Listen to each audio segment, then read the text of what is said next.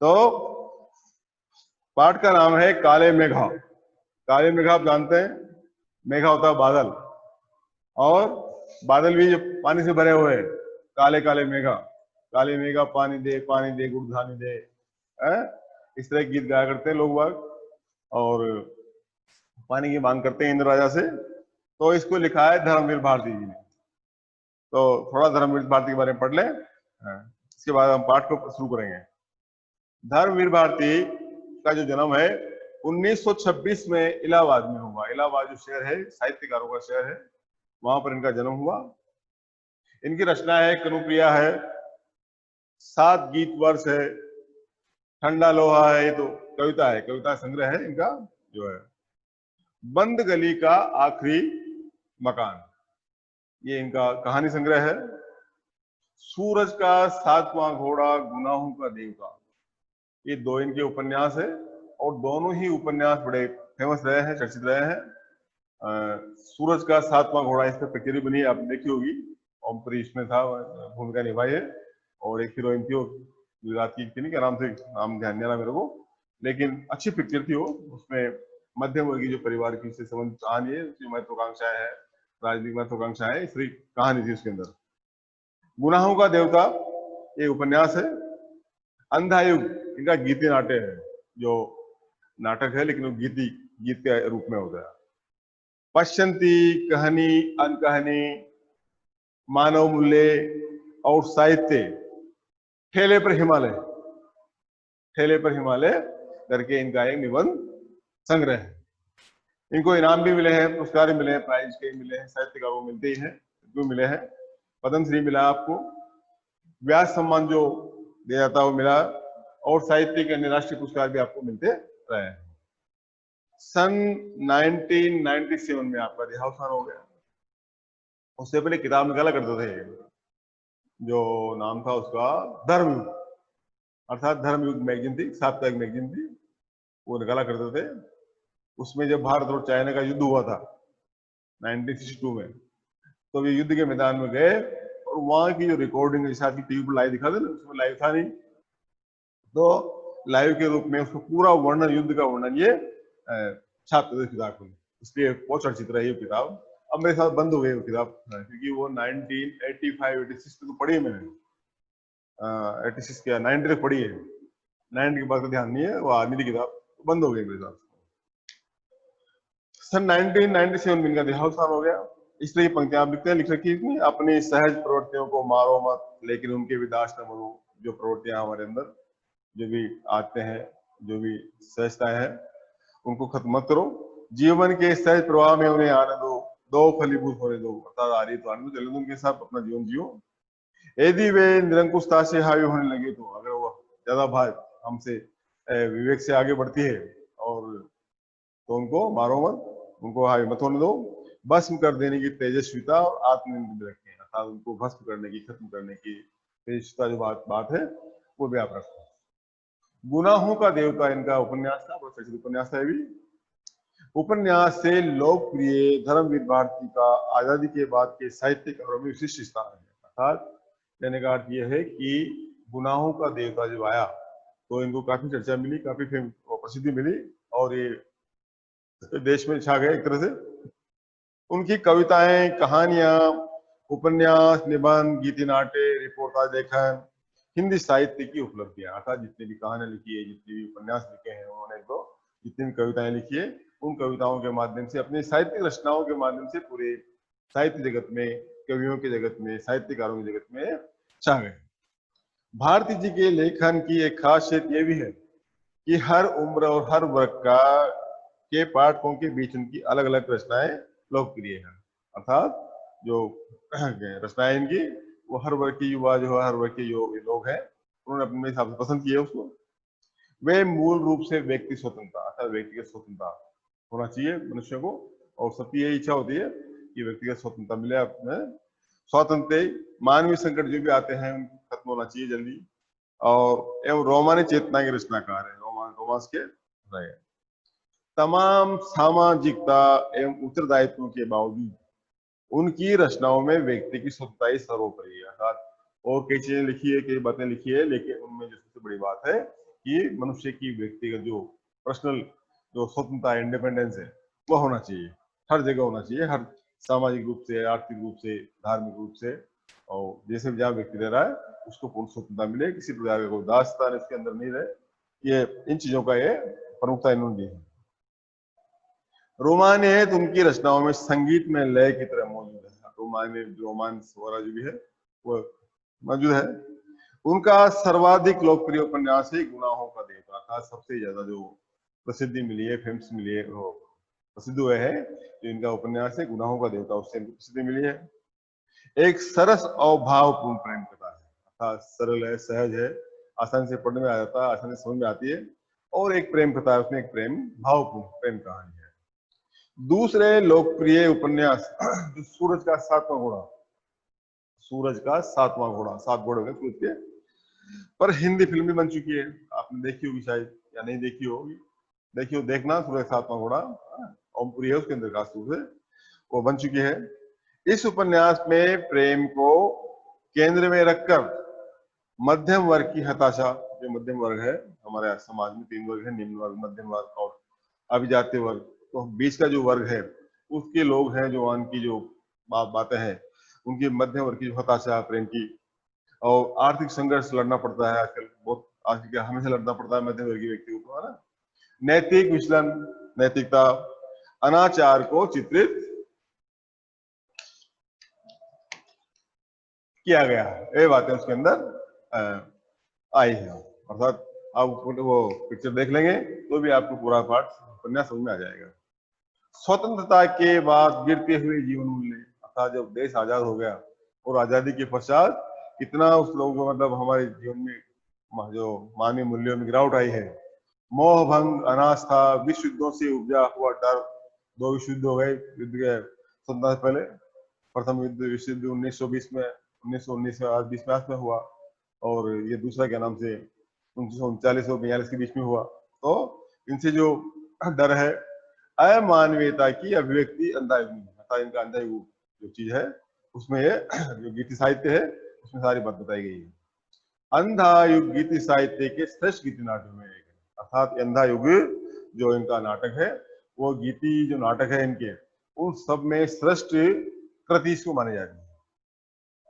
मानव मूल्य और साहित्य, पुस्तक समाज सापेक्षता को साहित्य के अनिवार्य मूल्य के रूप में विवेचित करते हैं, अर्थात उसमें मानव जो मूल्य है, आदर्श है, उनको साहित्य, पुस्तक, समाज जो भी है, ये सब चीजों को आदर्श के रूप में प्रस्तुत करते हैं। इन विधाओं के अलावा भारत जी ने निबंध भी लिखे हैं और रिपोर्टाज भी लिखे हैं। उनके गद्य लेखन में सहजता और आत्मीयता, अर्थात जो भी लिखते हैं सरलता है, सहजता है, आत्मीयता है, और आसानी से समझ में आता हो।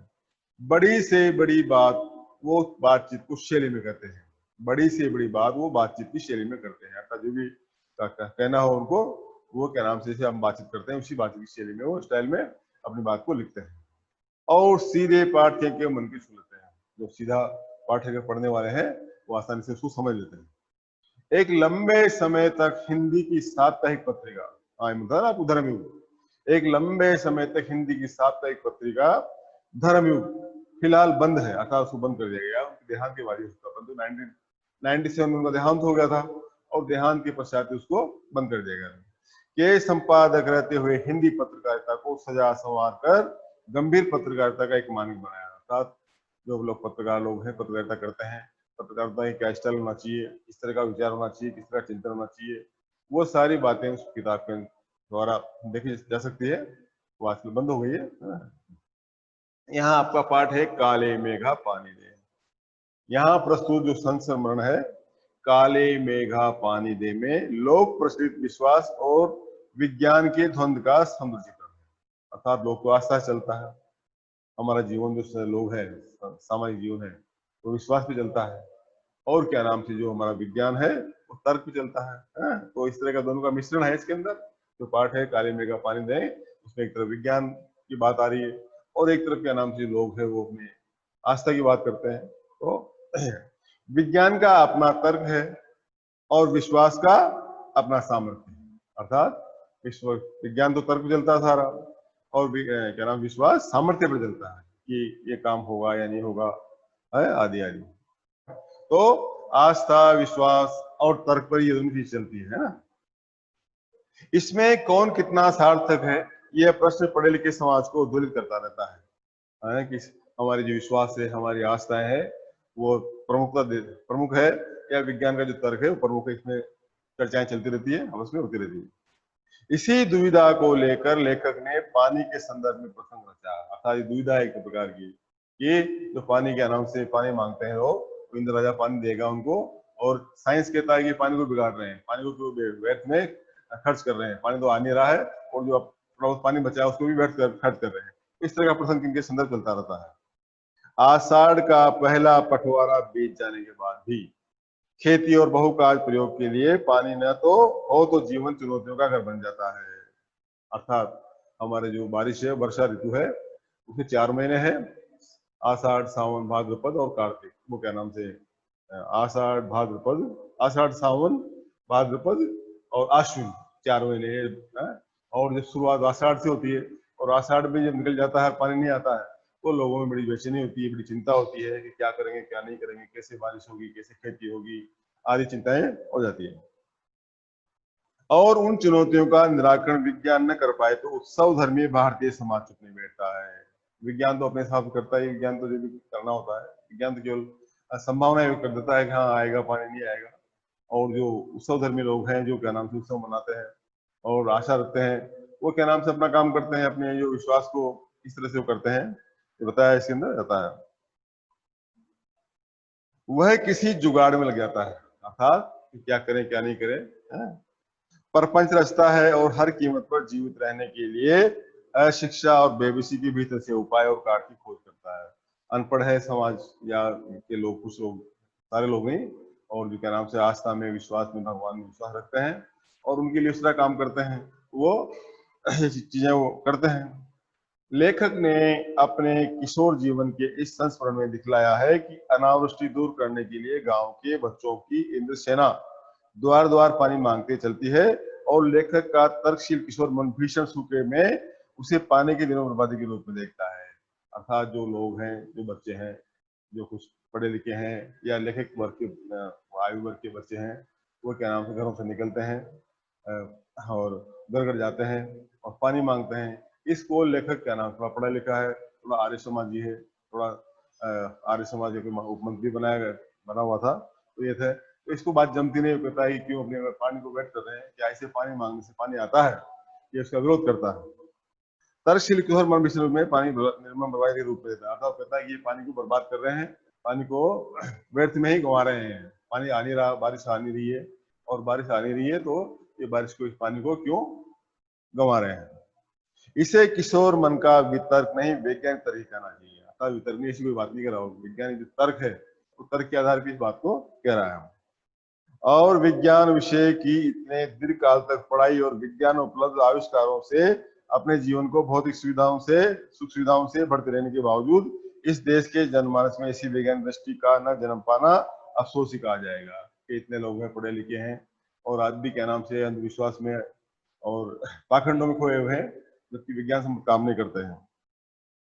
पर जनता के सामूहिक चित्त में बेटे विश्वास को क्या करेंगे, लोग हैं, लोगों का विश्वास है, आस्था है, परमात्मा में विश्वास है? तो इस तरह से विश्वास का तो अपना काम करेंगे, जिनसे संचालित होने वाले कुछ लौकिक कर्मकांड संस्कृति घटना के रूप में हम देख हमें लगते हैं, जो इस तरह के काम नहीं ये कर रहे हैं, पूजा पाठ, इस तरह का तमाशे होते हैं गाँव में और शहरों में, आजकल शहरों में होते हैं, हर जगह होते हैं, तो वो एक तरह से आस्था के रूप में वो देखते हैं। यदि वे विश्वास प्रत्यक्ष जानलेवा या नष्ट जाति, मजहब, लिंग के आधार पर किसी समुदाय के लिए अपमानित हो, तब तो उन्हें अंधविश्वास कहकर उनका शीघ्र निराकरण ही एकमात्र उपाय है। अगर कोई कर रहा है किसी जाति धर्म विशेष के पक्ष में, तो उनको मान लेंगे भाई ठीक है, लेकिन ये काम का इस तरह के पानी का मांगना और पानी को बेकार करना, ये बात ठीक नहीं जमी लेखक को। पर यदि कुछ विश्वास विज्ञान सम्मत न होकर भी उक्त तरह से हानिकारक न हो, तो उसके साथ भी इसी प्रकार का बर्ताव क्या उचित है। ऐसा करने में क्या हमारे सांस्कृतिक मन के खाली खाली हो जाने का खतरा नहीं है। ऐसा करेंगे काम नहीं होगा तो हमारा जो विश्वास है, हमारी जो आस्था है, हमारे मन से निकल जाएगी, है ना। विश्वास की भी तो एक रचनात्मक भूमिका हो सकती है, अर्थात जो विश्वास है वो रखते हैं, तो विश्वास पूरा होना चाहिए। आपातकाल में निराशा दूर करने या अधीरता को थामने अथवा विभक्त जन चेतना को जोड़ने में के अर्थ में। अब सवाल रह जाता है कि बारिश के लिए किए जाने वाले उक्त भोले प्रयत्न किस कोटि के अंतर्गत आते हैं, विज्ञान में आएंगे या आस्था में आएंगे। अर्थात आस्था में आते हैं और काम नहीं होता तो बेकार है, और विज्ञान के हिसाब से कुछ का कोई मतलब है नहीं, कोई तर्क है नहीं है। बारिश के लिए किए जाने वाले भोले, हाँ, लेखक ने कोई निर्णय नहीं दिया, अर्थात आपने कोई बात नहीं कही, वो हमारे पर छोड़ दिया कि आप सोचिए है कि यहाँ पर विज्ञान सही है या लोगों की आस्था है वो सही है। पर एक बात स्पष्ट होती है कि जीजी की संतुष्टि और अपने प्रति उनका सद्भाव बचाए रखने के लिए वो उन तमाम रीति रिवाजों को ऊपरी तौर पर ही सही अपनाने को बचपन में बाध्य बना रहता है। एक जीजी है उनके घर में, जो हालांकि कोई रिश्तेदार नहीं है लेकिन जीजी बोलते हैं उसको, और जीजी माँ से बड़ी है और वो पूरा उनका ध्यान रखती है, शुरू से ध्यान रखती है और बड़ा अच्छा उनका लगाव है आपस में। तो वो कहती है, वो विश्वास करती है, वो जो ये मेंढक मंडली है, इसलिए इंद्र सेना है, इनके कार्यों में विश्वास करती है, कहती है कि ये जो कर रहे हैं ठीक कर रहे हैं, हम देंगे किसी को तो हमको मिलेगा, इंद्र राजा को हम पानी देंगे तो हमको पानी मिलेगा, है ना। इस तरह का विश्वास रखती है और उसकी बात को तोड़ना नहीं चाहता, लेकिन यहाँ पर कई चीजें वो विरोध करता हो,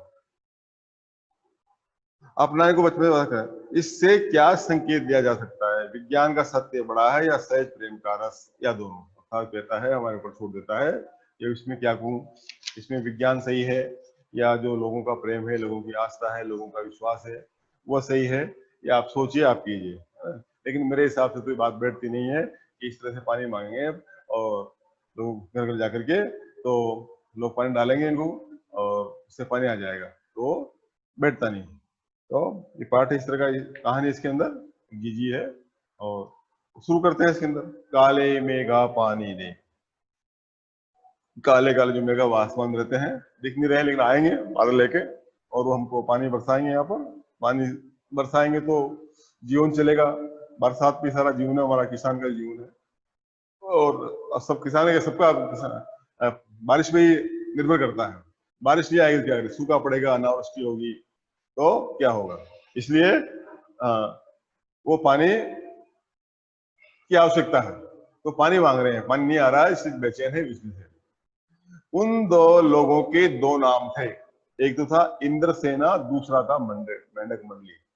क्योंकि पानी जो आता है हमारे यहाँ, पानी जो बरसाते हैं, उसके देवता इंद्र देवता है, इसलिए इंद्रसेना, इंद्र की सेना बनकर के वो पानी मांगते हैं। या मेंढक मंडली, जो नंगे रंग कुछ नहीं है, खाली जीवन है जिनका, और इस तरह से लोगों से पानी मांगते हैं मेंढक मंडली के रूप में। बिल्कुल एक दूसरे के विपरीत। जो लोग उनके नग्न स्वरूप, शरीर, उनकी उछल कूद, उनके शोर शराबे और उनके कारण गली में होने वाले कीचड़ कादू से चिढ़ते थे, वे उन्हें कहते थे मेंढक मंडली। इस तरह मेंढक होते ना, बारिश में आते हैं, निकलते हैं और कहीं भी कादे में कूदते रहते हैं, उसी प्रकार से उन बच्चों को इन्होंने नाम दिया मेंढक मंडली। और जो इस तरह से हमारे यहाँ आ रहे हैं, घर घर जा रहे हैं, लोगों से पानी डलवा रहे हैं, जो पानी गिर रहा नीचे उसमें सन रहे हैं, लोटपोट हो रहे हैं, इस तरह काम कर रहे हैं। तो उनकी अगवानी गालियों से उठी, अर्थात जो घरों में आते थे तो कई लोग जो मानने वाले तो पानी डालते थे, कई लोग जो उनको नहीं मानते थे उनको गालियां निकालते थे। वे होते थे 10-12 बरस से 16-18 वर्ष के लड़के, अर्थात उस मंडली में ये लोगों की जो उम्र है 10-12 साल से लेकर के 18 साल के बीच की उम्र है। 18 साल ज्यादा नहीं होंगे, 12 साल से कम नहीं होते हैं, इस तरह से वो थी। वे होते थे 10-12 बरस से 18। सांवला नंगा वदन, सिर्फ एक जंगिया या कभी कभी एक लंगोटी, और बदन पे कुछ नहीं, नो कपड़ा, केवल लंगोटी पहनते थे वो, या जांगिया जिसमें जंगी होता है, जंगी वो पहन के आते थे, एकदम नंगे भी नहीं, हम नीचे, तो क्या नाम से उसको बोलते हैं लंगोटी, लंगोटी मान लेना या जांगिया पहन लेना, इस तरह से पूरा बदन नंगा। और जो लोग पानी डालते तो उस पानी में नहाते, और जो मान लीजिए कीचड़ हो जाता उस कीचड़ में अच्छी तरह से सन जाते हो। एक जगह इकट्ठे होते सारे, शाम को या दिन में, जहां भी सारे एक जगह इकट्ठे होते, पहला जयकारा लगाता था, बोल गंगा मैया की जय, अर्थात गंगा मैया जहां से पानी आता है, गंगा मैया पानी कहाँ से आएगा, बारिश का पानी आएगा तो गंगा मैया पानी आएगा, गंगा मैया में पानी आएगा तो हम लोगों तक पानी पहुंचेगा, इसलिए गंगा मैया की वो पहला नारा जयकारा लगाते, बोल गंगा मैया की जय। जयकारा सुनते ही लोग सावधान हो जाते हैं। जैसे नारा लगाया और आवाज आई और घरों के लोग जो सावधान हो जाते हैं कि आ रही है, इंद्रसेना आ रही है या मेंढक मंडली आ रही है, पानी मांगेगी, है ना। स्त्रियां और लड़के छज्जे बाज लगती है और ये नारा सुन करके स्त्रियां अपने घरों पे अपनी जो बारजे है, बारजा होता है ना, मुंडेर होती है, मुंडेर के ऊपर की जगह होती है, उसको बारजा बोलते हैं हमारे यहाँ, और सज्जा होता है पानी रोकने का, वहां पर चढ़ जाती और वहां से देखते उनका इंतजार करते कि मेंढक मंडली या इंद्रसेना कहाँ पहुंची है। ये विचित्र प्रकार के जो बच्चे हैं जो केवल जांगिया और क्या नाम से लंगोटी में आ रहे हैं, नंग धड़ंग टोली उछलती कूदती समेत पुकार लगाती, अर्थात सामूहिक रूप से पुकार लगाती हुई, सामूहिक रूप से आवाज करती हुई, गाती हुई, बजाती हुई और घर घर में निकल जाती और घर घर में जाती। काले मेघा पानी दे, अर्थात जो काले मेघा है क्या गाती, गीत गाती, काले मेघा पानी दे, गगरी फूटी बेल पियासा पानी दे, गुड़धानी दे, काले मेघा पानी दे, अर्थात गुड़धानी भी दे, गुड़ो क्या नाम से जो गुड़ और जो अनाज था ना, चना गेहूं है, इनके मिलाकर लड्डू बनते हैं, उसको बोलते हैं गुड़धानी, वो दे। गगरी फूटी बेल प्यासा, अगर पानी नहीं आएगा गगरी फूट जाएगी, हमारे बेल प्यासे रह जाएंगे। और इस तरह से काले मेघा पानी दे, काले मेघा पानी गाते हुए पूरे गांव में घूमती। उछलते कूदते एक दूसरे को धकियाते लोग गली में किसी दुमहले मकान के सामने रुक जाते, अर्थात खेल कूद के साथ उछलते कूदते एक दूसरे को धक्का देते हुए, धक्का देते हुए, और उस गली में पहुंचते पहुंचते एक दुमहले जो डबल स्टोरी मकान है वहां सामने रुक जाते हैं और पानी दे मैया इंद्रसेना आई, पानी मांगती है माँ हमको पानी दे, इंद्रसेना तुम्हारे घर पर आई है। और जिन घरों में आखिर जेठ या शुरू आषाढ़ की उन सूखे दिनों में पानी की कमी होती थी, जिन घरों के कुएं भी सूखे होते थे, उन घरों से भी सहेज कर रखे हुए पानी से बाल्टी या घड़े भर भर कर इन बच्चों को सर से पेट तक तर कर दिया जाता है, अर्थात इन बच्चों के लिए चाहे कुएं सूख गए हो, आषाढ़ का महीना निकल गया हो और पानी की कमी आ गई हो, फिर भी पानी रखते थे और पानी में क्या नाम से बाल्टी ला करके इनके ऊपर थोड़ा थोड़ा पानी डालते थे, पानी भी गिरता उस पानी में पूरा नहा लेते और नीचे मिट्टी में गिरता, उसमें पूरा सन जाते, मिट्टी में सन जाते। हाथ पांव बदन मुंह पेट,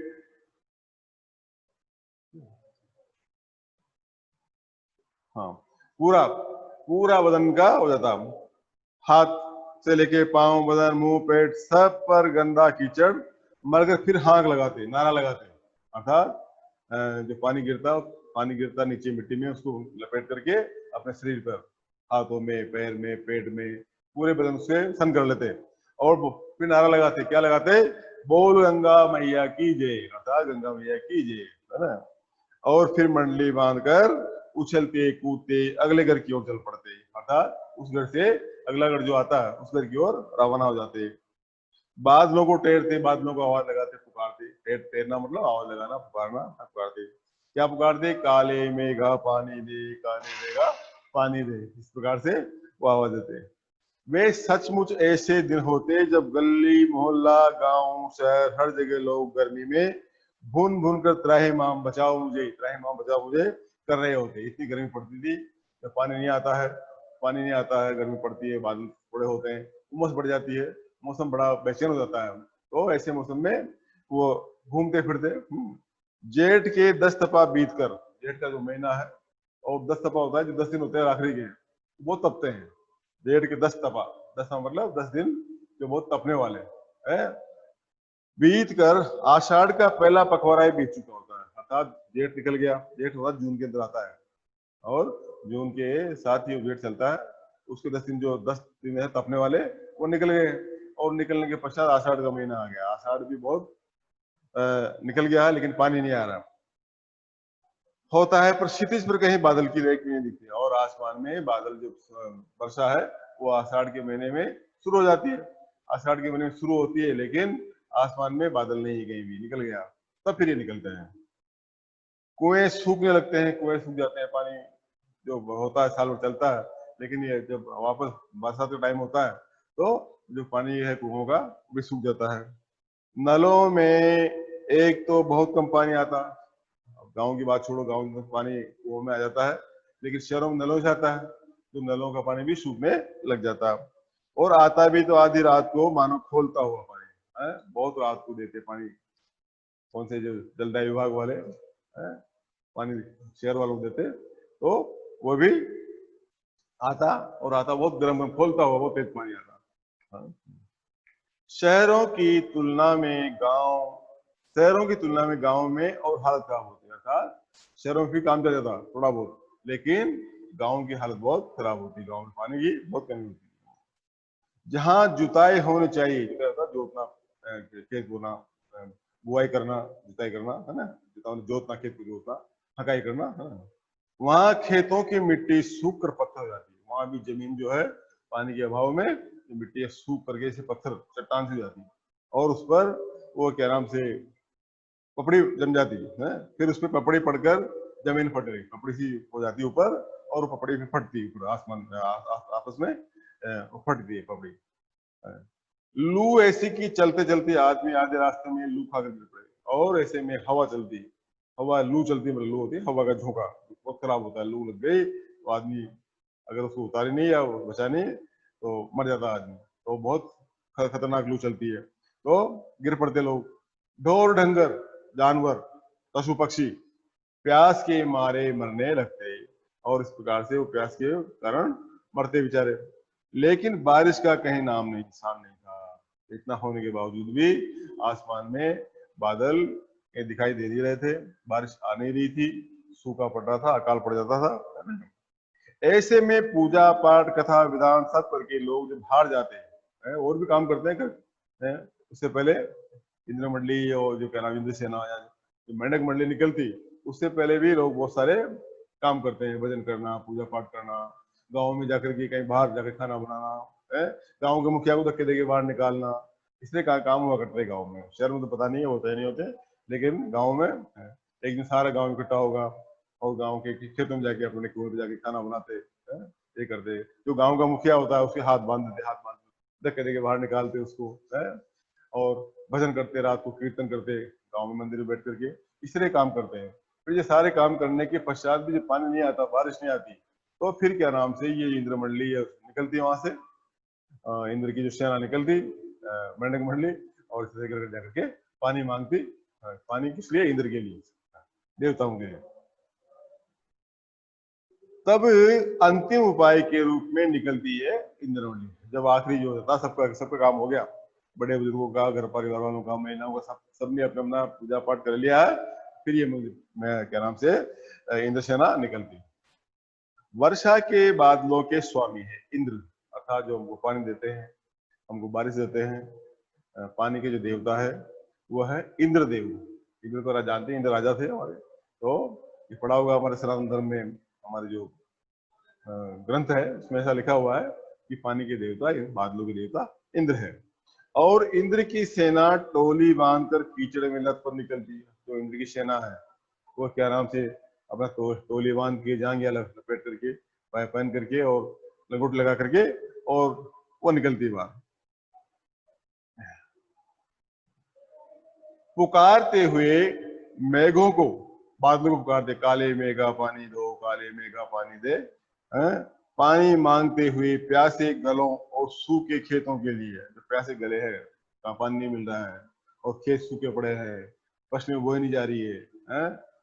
पानी बगैर फसलें कैसे बोई जाएगी, कैसे खेतों में उगाई जाएगी, तो उनके लिए पानी मांगते।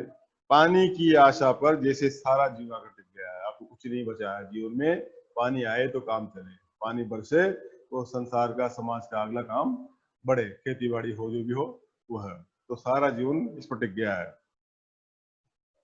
बस एक बात मेरे समझ में नहीं आती थी, अब लेखक कहते हैं कि विज्ञान विचारधारा है इनकी, और इस तरह से आर्य समाजीय विश्वास में विश्वास नहीं करते हैं, अंधविश्वास में। तो कहते हैं कि जब चारों ओर पानी की इतनी कमी है, जब पूरे देश में पानी नहीं आ रहा, या पूरे इलाके में पानी नहीं आ रहा, तो लोग घर में इतनी कठिनाई से इकट्ठा करके रखा हुआ पानी बाल्टी भर भर कर इन पर क्यों फेंकते हैं? जब लोगों ने पानी इकट्ठा कर रखा, घर में रख रखा है, तो ऐसे में ऐसी कौन सी आस्था है, ऐसा कौन सा विश्वास है, ऐसी कौन सी परंपरा है, ऐसी कौन सा जो इनके विचार है, तो ये अपने घर में रखे हुए जो पानी है उस पानी को इस तरह से फेंकते हैं, इस तरह से उछालते हैं इन लोगों पर। कैसी निर्मम बर्बादी, अर्थात एक प्रकार की बर्बादी इसको हम कह सकते हैं, है? पानी की, है? पानी को बर्बाद कर रहे हैं।